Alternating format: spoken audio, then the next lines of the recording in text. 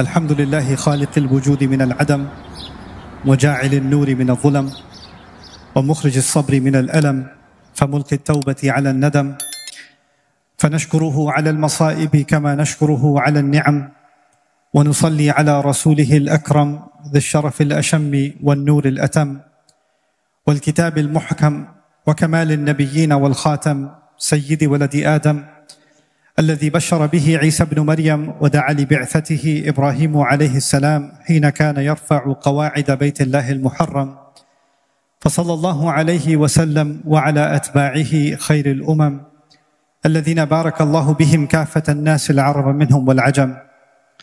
فالحمد لله الذي لم يتخذ ولدا ولم يكن له شريك في الملك ولم يكن له ولي من الذل وكبره تكبيرا. والحمد لله الذي أنزل على عبده الكتاب ولم يجعل له عوجا. والحمد لله الذي نحمده ونستعينه ونستغفره ونؤمن به ونتوكل عليه ونعوذ بالله من شرور أنفسنا ومن سيئات أعمالنا، من يهده الله فلا مضل له ومن يضلله فلا هادي له، ونشهد أن لا إله إلا الله وحده لا شريك له، ونشهد أن محمدًا عبد الله ورسوله أرسله الله تعالى بالهدى ودين الحق ليظهره على الدين كله وكفى بالله شهيدا. فصلى الله عليه وسلم تسليما كثيرا كثيرا. أما بعد، فإن أصدق الحديث كتاب الله، وخير الهدي هدي محمد صلى الله عليه وسلم، وإن شر الأمور محدثاتها، وإن كل محدثة بدعة، وكل بدعة ضلالة، وكل ضلالة في النار. قال الله عز وجل في كتابه الكريم بعد أن أقول أعوذ بالله من الشيطان الرجيم: أفنجعل المسلمين كالمجرمين ما لكم كيف تحكمون.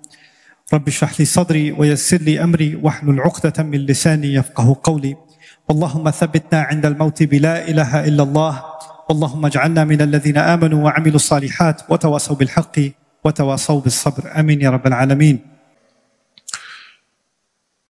রাসূল সাল্লাল্লাহু আলাইহি সাল্লামের আগমনের এবং কুরআন নাজিলের অনেক আগে থেকে বহু শতাব্দী ধরে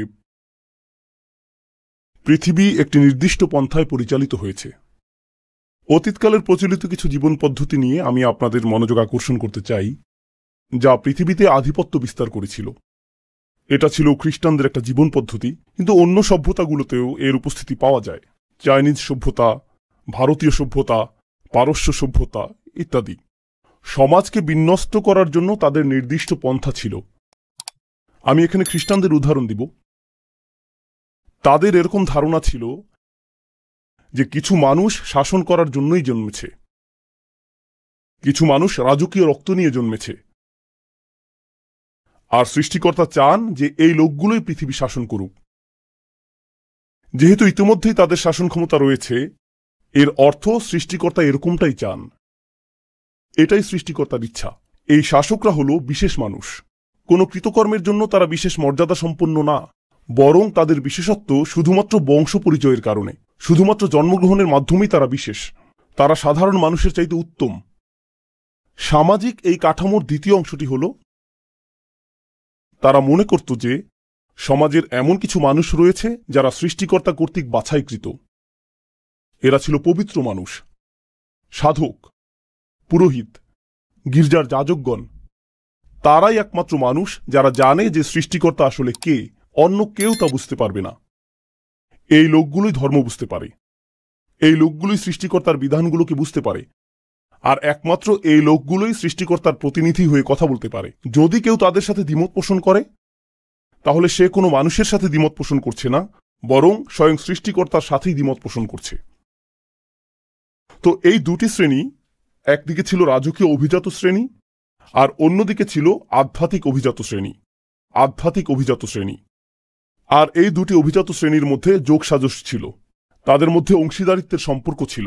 ধর্মীয় অভিজাত শ্রেণী তাদের বক্তব্য প্রদান করত এবং মানুষের কাছে প্রচার করত যে রাজার প্রতি অবশ্যই তোমাদেরকে অনুগত হতে হবে, কারণ সৃষ্টিকর্তা এই রাজাকে বাছাই করেছেন। তো তারা বিভিন্ন স্থানে ভ্রমণ করে এটা নিশ্চিত করত যে প্রত্যেকেই যাতে শাসক গোষ্ঠীর প্রতি অনুগত থাকে।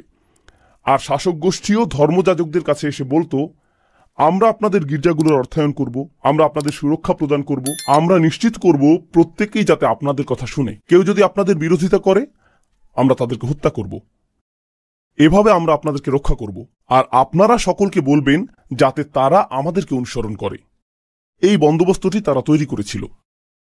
এরপর তৃতীয় আরেক শ্রেণীর মানুষ ছিল। তো সেখানে ছিল রাজনৈতিক বা রাজকীয় অভিজাত শ্রেণী, ছিল ধর্মীয় অভিজাত শ্রেণী। এই দুইটি ছাড়াও সেখানে ছিল অর্থনৈতিক অভিজাত শ্রেণী, যাদের কাছে অর্থ ছিল। ধারণাটি এমন ছিল যে সৃষ্টিকর্তা কিছু মানুষকে অন্যদের তুলনায় অধিক সম্পদ দান করেছেন, আর স্পষ্টতই তিনি যদি তাদেরকে সম্পদের আধিক্য প্রদান করেন এর অর্থ তিনি তাদেরকে অন্যদের তুলনায় বেশি ভালোবাসেন।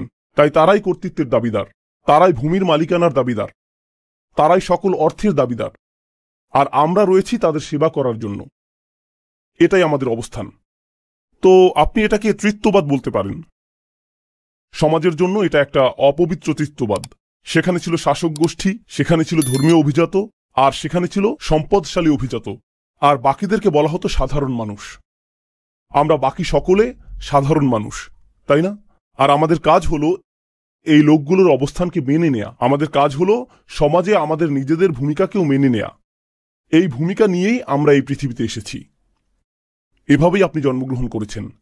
এটা ছিল খ্রিস্টানদের সমাজ ব্যবস্থার ধরন। তবে চাইনিজদেরও একই প্রকৃতির নিজস্ব সমাজ ব্যবস্থা ছিল, হিন্দুদেরও সমাজ ব্যবস্থা ছিল, অগ্নিপূজারীদেরও একই প্রকৃতির নিজস্ব সমাজ ব্যবস্থা ছিল, কিন্তু তাদের সকলের কিছু বিষয় ছিল অভিন্ন। এমনকি ফেরাউনের সময়ে গেলেও আপনি একই সূত্র দেখতে পাবেন। ফেরাউন বিশ্বাস করত যে সে সৃষ্টিকর্তা কর্তৃক বাছাইকৃত, তার রক্তে আভিজাত্য রয়েছে। তার একটি যাজক গোষ্ঠী ছিল যারা প্রচার করে বেড়াত যে তোমাদেরকে ফেরাউনের অনুগত হতে হবে। আর তার ছিল ব্যবসায়ী শ্রেণী যারা সকল শ্রমজীবীদের সেবা গ্রহণ করত। এটাই সমাজের বিন্যাস। এই তিনটি শ্রেণী একে অপরের সহায়ক ছিল, আর এই শ্রেণীগুলোর জন্য আইন সমানভাবে প্রযোজ্য ছিল না। সাধারণ কোনো মানুষ যদি অপরাধ করত তাকে শাস্তি পেতে হতো, কিন্তু এই তিন শ্রেণীর কেউ যদি অপরাধ করত তখন তারা একে অপরকে রক্ষা করত। তারা এই তিন শ্রেণীর মানুষদের জন্য শাস্তি থেকে বাঁচার উপায় বের করত, যেখানে অন্যরা ঠিকই শাস্তি পেত। এটা ছিল তাদের সমাজ ব্যবস্থার অংশ। তারা মানুষের কাছে প্রচার করত যে আইন সবার জন্য সমান, কিন্তু তা অবশ্যই তাদের জন্য প্রযোজ্য না যারা আইনের ঊর্ধ্বে। আর এই তিনটি শ্রেণী আইনের ঊর্ধ্বে। এই বিন্যাসটি এমনকি মক্কাতেও তার নিজস্ব ভঙ্গিতে রাসূল সাল্লাল্লাহু আলাইহি সাল্লামের সময়ে বিদ্যমান ছিল। কুরাইশরা মনে করত যে কাবার তত্ত্বাবধানের জন্য তারা বাছাইকৃত। তারা মক্কার রাজকীয় অভিজাত শ্রেণী।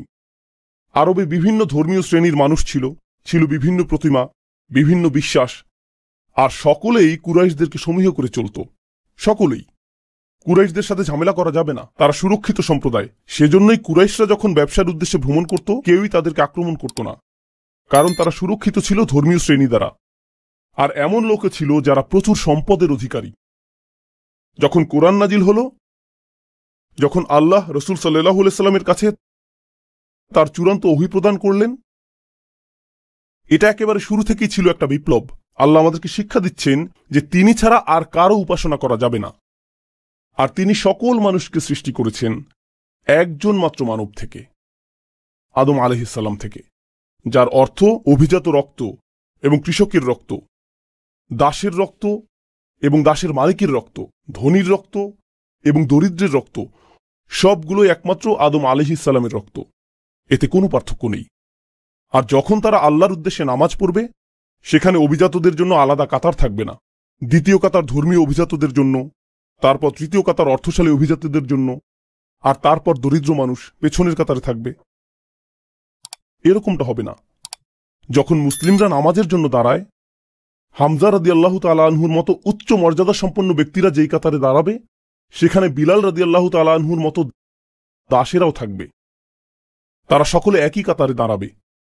এটা শুধুমাত্র তাত্ত্বিকভাবেই সমতার কথা বলে না, বরং এটা বাস্তবেই প্রতীয়মান। প্রতিটি নামাজে যখন মুসলিমরা একসাথে দাঁড়ায়, এতে প্রদর্শিত হয় যে সকল মানুষ সমান।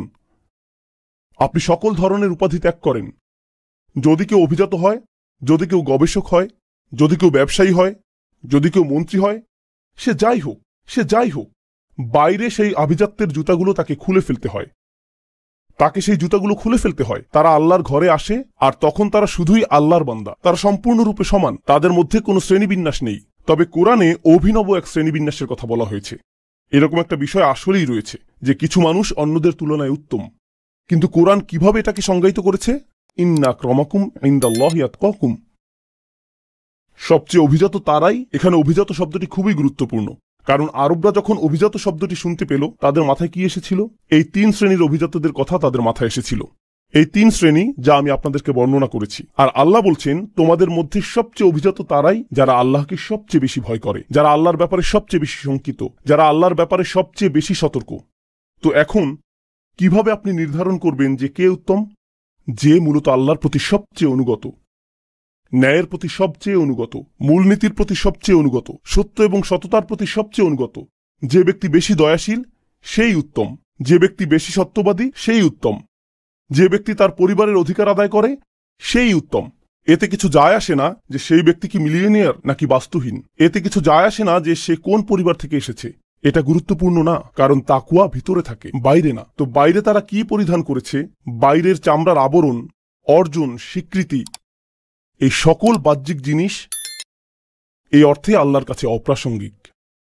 এই সব কিছু আল্লাহর কাছে অপ্রাসঙ্গিক। আর অভিজাত লোকদের ব্যাপারে একটা বিষয় আপনারা জানেন, যে তারা সেবক রাখতে পছন্দ করে, তারা নিজেরা নিজেদের কাজ করতে পছন্দ করে না। কল্পনা করুন, একজন রাজা তুরি বাজালো, আর এক ব্যক্তি পানি নিয়ে আসছে, কেউ ফল নিয়ে আসলো, কেউ আবার পাখা দিয়ে বাতাস করছে। অথবা বাইরে একটা শব্দ শোনা গেল, সে বলল, প্রহরী যাও দেখে আসো। সে নিজে উঠে গিয়ে দেখে আসবে না, সে অন্য কাউকে দেখে আসতে বলবে, তাই না? আল্লাহ কোরআনে কি করেছেন? তিনি এই অভিজাতদের উদ্দেশ্যে কথা বলছেন। প্রসঙ্গক্রমে মক্কি যুগের বেশিরভাগ কোরআনের আয়াত যদি আপনি মনোযোগ দিয়ে পড়েন, কোরআনের প্রাথমিক নাজিলকৃত অংশটি অভিজাতদের উদ্দেশ্যে কথা বলছে। তাদের উদ্দেশ্যেই তিনি বলছেন, বিত্তশালীদের উদ্দেশ্যে বলছেন, প্রভাবশালীদের উদ্দেশ্যে বলছেন। যেমন আল্লাহ বিচার দিবসে বলবেন, তোমার নিরাপত্তা রক্ষীদের কি হলো? তোমার নিরাপত্তা রক্ষীদের কি হলো? তোমার সেবকরা কোথায়? তুমি একা কেন? আর বিচার দিবসে তাকে অপমানিত হতে হবে। আল্লাহ বলবেন, যুক ইন্নাকা আনতাল আজিজুল করিম মা লাকুম মিন দুনিল্লাহি মিন ওয়ালি ওয়ালা নাসির। তাদের কোনো রক্ষাকারী অথবা সাহায্যকারী থাকবে না। যখন রাজা বিপদে পড়ে সে গির্জার কাছে যায়, যখন গির্জা বিপদে পড়ে তারা রাজার কাছে যায়, যখন উভয়ই বিপদে পড়ে তখন তারা যায় বিত্তশালীর কাছে। তারা একে অপরের সহায়তা পায়। বিচার দিবস শুরু হলো, সে বলবে, আমার লোকজন কোথায়? কাকে আমি এখন কল করব? আমার তো কারো কাছে যাওয়ার জায়গা নেই। কোরআন ধ্বংস করেছিল এই শ্রেণীবিন্যাসের স্বীকৃতি। মানবজাতির সকলেই সমান, মানবজাতির সকলেই মর্যাদা পাবার যোগ্য। কেউ নিচু শ্রেণী নিয়ে জন্মায়নি, কেউ কম সম্মানের যোগ্য না কারণ তার অর্থ সীমিত, কেউ বেশি সম্মানের যোগ্য না কারণ তার প্রভাব বেশি। বিষয়টা এরকম না। সম্মান আসে তাকওয়া থেকে। সম্মান সম্পূর্ণ ভিন্ন স্থান থেকে আসে, সম্পূর্ণ ভিন্ন স্থান থেকে। আর এই ধারণাটিকে চমৎকার মনে হয়, কিন্তু এটা একই সাথে বিপজ্জনক ধারণা। এটা আসলেই বিপজ্জনক ধারণা। কারণ আপনি যদি এই ধারণাটি গ্রহণ করেন, তখন আপনি মানুষকে কিছু করতে বলবেন আর তারা সেটাকে প্রশ্নবিদ্ধ করবে না, এমনটা হবে না। কারণ যদি আমি আপনাকে কিছু করতে বলি, সেক্ষেত্রে আমাকে প্রশ্ন করার অধিকার আপনার রয়েছে। আপনি এটা কোথা থেকে পেয়েছেন? আপনার যুক্তি প্রমাণ কি? হাতু বুরহানাকুম ইন কুনতুম সাদিকিন। আপনার যুক্তি প্রমাণ হাজির করুন। কিন্তু আপনি যদি গির্জা অথবা ধর্মীয় অভিজাত সম্প্রদায় হয়ে থাকেন, তখন আপনি আল্লাহর পক্ষ থেকে কথা বলেন। আপনাকে কখনোই প্রশ্ন করা যায় না। কেউ আপনাকে প্রশ্ন করতে পারে না, কারণ আপনাকে প্রশ্ন করা স্বয়ং সৃষ্টিকর্তাকে প্রশ্ন করারই শামিল। প্রশ্ন করলে তো ভাবমূর্তি ধ্বংস হয়ে যাবে। এজন্যই আপনি দেখবেন যে আমাদের ঐতিহ্য, মুসলিম চিন্তাবিদদের ঐতিহ্য অনেক আলাদা। ইহুদি ঐতিহ্য, খ্রিস্টান ঐতিহ্য এবং অন্যান্য ঐতিহ্যের তুলনায় আমাদের চিন্তাবিদদের ঐতিহ্যে, ধরুন একজন চিন্তাবিদ কোরআনের একটি তাফসির রচনা করেছেন, অন্য আরেকজন চিন্তাবিদ কোরআনের অন্য আরেকটি তাফসির রচনা করে প্রথম চিন্তাবিদের মতামতের সাথে দ্বিমত পোষণ করেছেন। তিনি এমনটা লিখেছেন, আর এই কারণে আমি তার সাথে দ্বিমত পোষণ করি। তখন কেউ এটা দেখে এই কথা বলে না যে দেখো এটা তো কুফর, কিভাবে সে এই চিন্তাবিদের সাথে দ্বিমত পোষণ করছে। না, এখানে কেউই যাজক না, এখানে কেউই অতি পবিত্র না। ওনারা সকলেই মানুষ যারা সর্বোচ্চ চেষ্টা করেছেন আল্লাহর বাণীকে উপলব্ধি করার। তারা একে অপরের সাথে মতবিরোধ করতে পারেন, বিতর্ক করতে পারেন। আর এটাই আসলে আমাদের ধর্মের শক্তিমত্তা। ইসলাম আগমনের আগে কৌতূহল জাগ্রতকারী আরেকটা বিষয় ঘটেছিল, আর তা হলো বাইবেল সবার জন্য সহজলভ্য ছিল না। আপনি বাইবেল হাতে নিয়ে পড়া শুরু করতে পারতেন না। আপনাকে যথাযথ কর্তৃপক্ষের কাছে যেতে হতো, তারাই আপনাকে বলবেন যে এটা কি বলছে। তাওরাত এবং বাইবেল গ্রন্থ আকারে মানুষের কাছে ছিল না। তারা কিছু মৌলিক দোয়া এবং প্রার্থনা জানত, কিন্তু লিখিত গ্রন্থটি ছিল গির্জার অধিকারে। লিখিত গ্রন্থটি ইহুদি রাবাইদের অধিকারে ছিল। যখন আল্লাহ আমাদেরকে চূড়ান্ত ওহী প্রদান করলেন, তিনি এটাকে গ্রন্থ আকারে নাজিল করেননি, যাকে গোপন কোন স্থানে সংরক্ষণ করতে হবে, যাতে বিশেষ কিছু মানুষ শুধু এর নাগাল পায়। কোরআনকে মুখস্থ করা হয়েছিল এবং এটাকে ছড়িয়ে দেয়া হয়েছিল জিহ্বার দ্বারা। যে কোনো কানই এটা শুনতে পারত। এটা সংরক্ষিত কোনো তথ্য না, প্রত্যেকের জন্য এটা অবারিত। আর শুধুমাত্র এটুকুই একটা বিপ্লব ছিল। শিক্ষা প্রত্যেকেরই নাগালের মধ্যে, আল্লাহর বাণী প্রত্যেকেরই নাগালের মধ্যে। প্রত্যেকেরই আল্লাহর বাণী নিয়ে চিন্তা করা উচিত। এরপর তাদের যেতে হবে এমন ব্যক্তিদের কাছে যারা আরও বেশি জানে এবং শিখতে হবে। এটার অর্থ কি? তাদেরকে হতে হবে অনুসন্ধিৎসু, তাদেরকে হতে হবে চিন্তাশীল, বিশ্বাসী। তারা এজন্য বিশ্বাসী না যে কেউ তাদেরকে বিশ্বাসী হতে বলেছে, তাদেরকে নিজে থেকেই বিশ্বাসী হতে হবে। আলা বাসীরহ। এটা ছিল তাৎপর্যপূর্ণ একটা বিপ্লব। এটা আসলে ইসলামী বিপ্লব। এটা নিয়েই রাসূল সাল্লাল্লাহু আলাইহি ওয়াসাল্লাম এসেছিলেন। আমি এগুলো আপনাদেরকে বলছি কারণ আমরা ইতিহাসের নির্দিষ্ট একটি সময়ে বাস করছি। ১৫০০ বছর হয়ে গিয়েছে রাসূল সাল্লাল্লাহু আলাইহি ওয়াসাল্লামের আগমনের পর। প্রায় ১৫০০ বছর পার হয়ে গিয়েছে। তো এটা দীর্ঘ একটা সময়। তলা আলাইহিমুল আমাদ, এভাবে কোরআন আমাদের পূর্ববর্তীদের বর্ণনা করেছে। তাদের উপর দীর্ঘ সময় পার হয়ে গিয়েছে। সময়ের সাথে সাথে যা ঘটে তা হল আমরা কিছু জিনিসের কথা ভুলে যাই যা প্রথমে উপস্থিত ছিল। আমরা শুধুমাত্র একটা সংস্কৃতিতে পরিণত হই, ঠিক যেভাবে অন্য সকল ধর্ম সংস্কৃতিতে পরিণত হয়েছে। আমরা মুসলিম পরিবারে জন্মেছি, আমরা মুসলিম সমাজের মাঝে জন্মেছি। সবকিছু ছকবাঁধা নিয়মে চলবে, এতে আমরা অভ্যস্ত হয়ে পড়েছি। আমরা কখনো প্রশ্ন তুলি না, আমরা কখনো অনুসন্ধান করি না। আর আমরা ইসলাম পালন করি কারণ আমাদের পরিবেশ ইসলামিক। দয়া করে মনোযোগ দিয়ে কথাটি শুনুন। আমরা ইসলাম গ্রহণ করেছি কারণ আমরা আমাদের পরিবারে অথবা সমাজে ইসলামিক পরিবেশ পেয়েছি। তো আমাদের ইসলাম ভিতর থেকে আসেনি, এটা এসেছে পরিবেশ থেকে যা থাকে বাইরে। কিন্তু এখন সময় পরিবর্তিত হয়েছে। যদি আপনি ত্রিনিদাদে বাস করেন, টেক্সাসে বাস করেন, লাহোরে বাস করেন অথবা ঢাকায় বসবাস করেন, কিছু যায় আসে না পৃথিবীর কোথায় আপনি বসবাস করছেন। এখন আপনার পরিবেশ কিন্তু চারপাশের পরিবেশই নয়, এই ডিভাইসের মধ্যেও একটা পরিবেশ রয়েছে, এখানেও একটা পরিবেশ রয়েছে। আপনার সামনে এখন এমনভাবে সবকিছু উন্মুক্ত হয়েছে যা আগে কখনোই হয়নি। মানবজাতির কাছে এর আগে কখনোই এত কিছু উন্মুক্ত হয়নি। তো আপনার পরিবেশ যা আপনাকে নিরাপদ রাখত, আর আপনার বিশ্বাস যা নিয়ে আপনি স্বাচ্ছন্দ্যে থাকতেন, কারণ আপনার চারপাশের সকলে তাই বিশ্বাস করে যা আপনি বিশ্বাস করেন, সেটা এখন আর থাকছে না। সেটা এখন হুমকির সম্মুখীন, সেটা প্রশ্নের সম্মুখীন, সেটা সন্দেহ সংশয়ের সম্মুখীন। এখন আপনার সামনে দুটি রাস্তা খোলা রয়েছে। যদি আপনি ঈমান রক্ষা করতে চান, আপনার ঈমান রক্ষা করার জন্য দুটি রাস্তা খোলা রয়েছে। আমি ইন্টারনেট বন্ধ করে দিব, আমি পৃথিবীর সাথে যোগাযোগ বন্ধ করে দিব, আমি কারোর সাথে কথা বলবো না, আমি শুধু অল্প কিছু মানুষের মাঝে থাকতে চাই যা আমার ঈমানকে রক্ষা করবে। আর সবকিছুই ফিতনা, অন্য সবকিছুই কুফর, অন্য সবকিছুই আমাকে ধ্বংস করে দিবে। প্রসঙ্গক্রমে কয়েকশো বছর আগে গির্জাগুলো মানুষকে বলতো যে জ্ঞান অর্জন করবে না, প্রশ্ন করবে না, অনুসন্ধানী হবে না, কারণ যদি তুমি বাইরের কোনো কিছু শিখো এটা তোমার বিশ্বাসকে ধ্বংস করে দিবে, এটা তোমার বিশ্বাসকে ধ্বংস করে দিবে। গির্জাগুলো মানুষকে এটাই বলতো। সেজন্যই তারা বই পুড়িয়ে ফেলত, কারণ তারা চাইতো না যে মানুষ জ্ঞান অর্জন করুক। কারণ মানুষ যদি জ্ঞান অর্জন করে তারা খ্রিস্টবাদকে প্রশ্নবিদ্ধ করা শুরু করবে। আমরা এটা হতে দিব না, এটা আমাদের গোটা পদ্ধতিকেই ধ্বংস করে দিবে। তো আমাদের সমাধানও যদি হয় যে আমরা কিছু শিখব না, ঈমান রক্ষার জন্য আমরা লুকিয়ে থাকব, তাহলে আমরা ভুলে যাচ্ছি যে আমরা আসলে কারা। আল্লাহ আমাদেরকে এই ধর্ম এই জন্য দেননি যে আমরা পরিবেশ থেকে লুকিয়ে থাকব। আল্লাহ আমাদেরকে এই ধর্ম দিয়েছেন পরিবেশকে পরিবর্তন করার জন্য। এজন্যই আসলে তিনি এই ধর্ম প্রদান করেছেন। এই ধর্ম ফিতনা থেকে পালিয়ে যায় না, বরং ফিতনাকে নির্মূল করে দেয়। এই ধর্মটির ভূমিকা এটাই। এজন্যই আল্লাহ এটাকে বলেছেন আমাদের পিতা ইব্রাহিম আলাইহিস সালামের মিল্লাত, দিন বা ধর্ম। ইব্রাহিম আলাইহিস সালামের চারপাশ শিরকে পরিপূর্ণ ছিল, আর তিনি প্রতিনিয়ত এটাকে প্রশ্নবিদ্ধ করেছিলেন। তিনি প্রতিনিয়ত প্রশ্ন করেছিলেন আর এটাকে চ্যালেঞ্জ করেছিলেন। আমরা ইব্রাহিম আলাইহিস সালামের ধর্মকে ধারণ করতে পারবো না যদি আমাদের অভ্যন্তরে এমন কিছু না থাকে যা আমাদের ঈমানকে পরিচালিত করে। আমার সাথে সাথে শুধু এই বিষয়টি চিন্তা করুন। সেই মানুষেরা যারা সর্বপ্রথম কোরআন শুনেছিল, আমরা এই বিষয়ে সাধারণত চিন্তা করি না যে যখন কোরআন নাজিল হচ্ছিল, অধিকাংশ মানুষ যারা কোরআন শ্রবণ করেছে তারা মুসলিম ছিল না। যখন কোরআন প্রথমে নাজিল হচ্ছিল আর রাসূল সাল্লাল্লাহু আলাইহি ওয়াসাল্লাম আয়াত তেলাওয়াত করছিলেন, বেশিরভাগ কান যেগুলোতে কোরআন প্রবেশ করছিল সেগুলো মুসলিমদের কান ছিল না। এর আগে তারা কয়েকশো বছর ধরে অমুসলিম থেকেছে। কোরআনের প্রতিটি আয়াত তাদের সংস্কৃতিকে প্রশ্নবিদ্ধ করেছে, এটা তাদের পরিবার প্রথাকে প্রশ্নবিদ্ধ করেছে, এটা তাদের পরিবেশকে প্রশ্নবিদ্ধ করেছে, এটা তাদের জীবন পদ্ধতিকে প্রশ্নবিদ্ধ করেছে, এটা সব কিছুকে প্রশ্নবিদ্ধ করেছে। কেন তারা পরিবার ত্যাগ করবে, সংস্কৃতি ত্যাগ করবে, স্বাধীনতা ত্যাগ করবে, সব কিছু ত্যাগ করে এই বাণী কেন গ্রহণ করবে? এটা আসলে কি? আল্লাহর বাণীটিতে শক্তিশালী কিছু ব্যাপার রয়েছে। আল্লাহর বাণীতে অতি প্রাকৃতিক অলৌকিক কিছু ব্যাপার রয়েছে। কল্পনা করুন, ইসলামের আগমনের পূর্বে তারা যা ইচ্ছা খেতে পারত,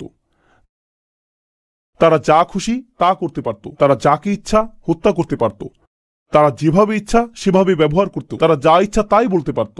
এরপর ইসলাম আসলো এবং সীমাবদ্ধতা আরোপ করলো। তারা কি খেতে পারবে, কাকে তারা বিবাহ করতে পারবে, তাদের আচরণ কেমন হবে, কিভাবে তারা ব্যবসা করবে। কেন আমি এই সকল সীমাবদ্ধতা মেনে নিচ্ছি? আমি তো এর আগে স্বাধীন ছিলাম, কেন আমি এর অনুসরণ করছি? এটা অতিরিক্ত কঠোর। প্রসঙ্গক্রমে আপনি এখন মুসলিম তরুণদের কাছ থেকে এই একই রকমের প্রশ্ন শুনবেন। মুসলিমরা বলে ইসলাম অনেক বেশি কঠোর, এটা অনেক বেশি সীমাবদ্ধকারী। আর আমি বলি আপনার এই প্রশ্ন নতুন না। প্রকৃতপক্ষে মুশরিকরা এই প্রশ্নটি কয়েক হাজার বছর আগে তুলেছিল।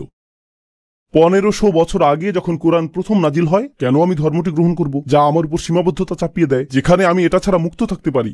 শিরক অনেক বেশি সহজ, মুশরিক হওয়াটা অনেক বেশি উদারপন্থী, যেখানে ইসলাম অনেক বেশি রক্ষণশীল, তাই না? প্রশ্ন হলো, কেন তারা এটা গ্রহণ করলেন?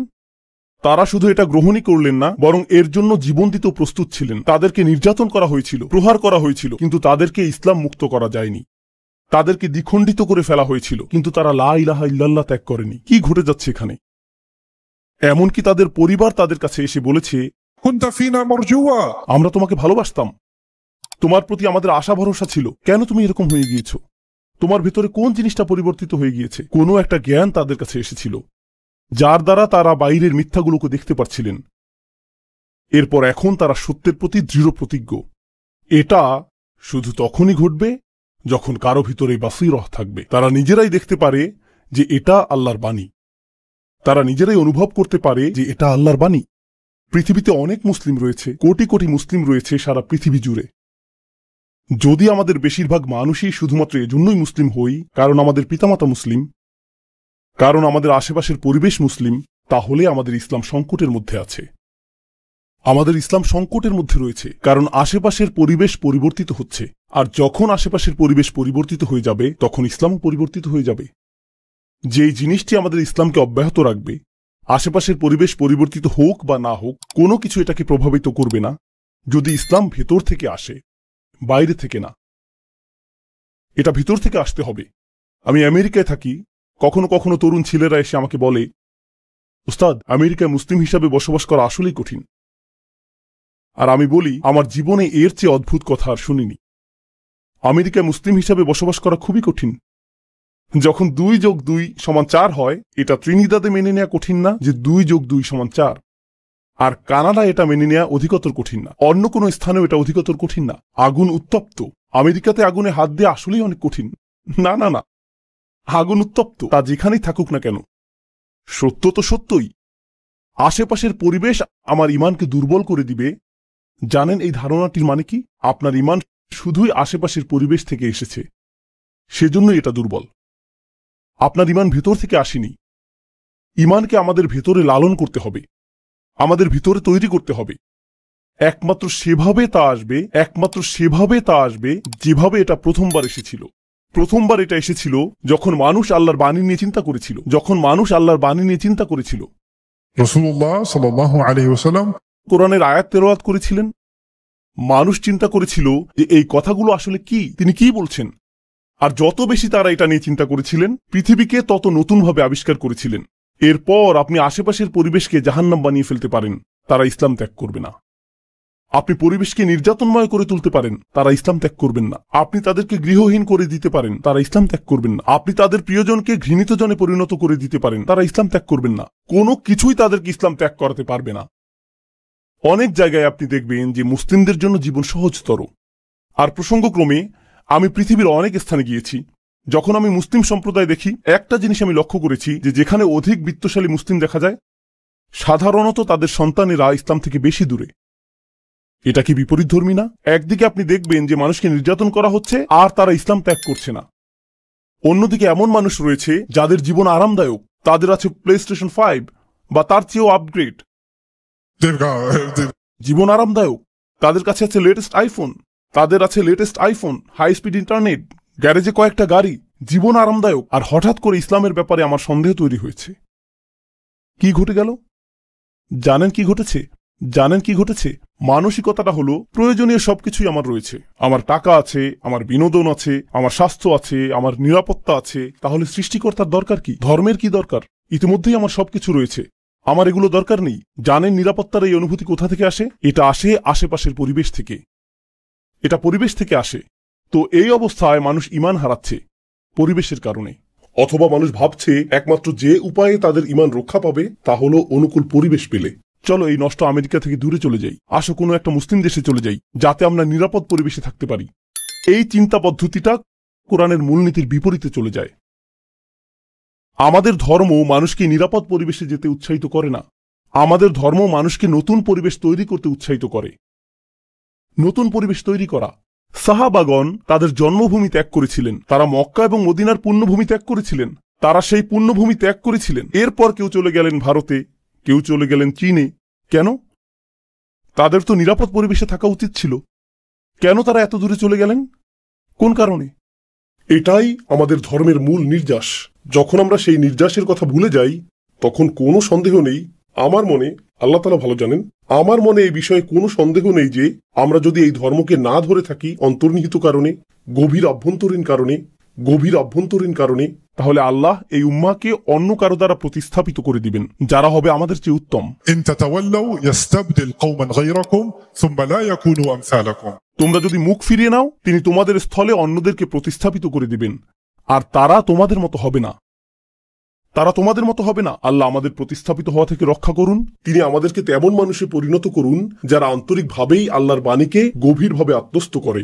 আমরা যেন পাই আমাদের ঈমান, এই ধর্মের প্রতি আমাদের প্রত্যয় বাইরের পরিবেশ দ্বারা প্রভাবিত হয় না, বরং এটা ভেতর থেকে প্রজ্বলিত হয় এবং এটা ভেতর থেকে দ্যুতি ছড়ায়। আর বস্তুত আশেপাশের পরিবেশ আমাদের পরিবর্তন করার বদলে আমরাই যেন শেষমেশ পরিবেশকে পরিবর্তন করি। বারাকাল্লাহু লি ওয়া লাকুম ফিল কুরআনিল হাকিম ওয়া নাফা'নি ওয়া ইয়্যাকুম বিল আয়াতি ওয়াজ যিকরিল হাকিম।